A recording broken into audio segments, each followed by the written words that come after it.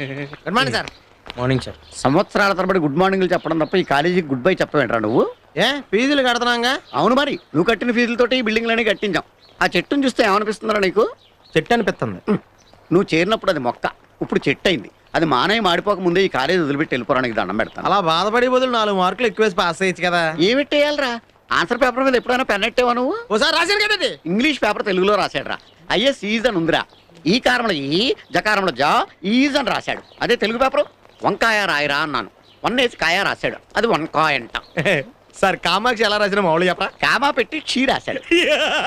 ఏడవా వీడి పేపర్లు దిద్దిన లెక్చరర్కి పిచ్చెక్కి ఆడి పెళ్ళంతో ఈడి లాంగ్వేజ్ లో మాట్లాడితే ఆవిడ తెల్లారగట్ల బస్సు ఎక్కి పారిపోయింది. సార్ మీరు మరీ ఎక్కువ పడేస్తున్నారు సార్. ఊళ్ళ ముందా ఏంటి పొగడతల్లా కనపడుతున్నాయి నీకు? ఏ కాదా? తోలుమందం వేధవని. మేమెంత కష్టపడినా ఈ కాలేజీకి ర్యాంక్ రాకపోతే వాస్తు దోషమేమో అనుకుంటున్నాడు ప్రిన్సిపాల్. నువ్వు పట్టేసేవని తెలవదు ఆయనకి.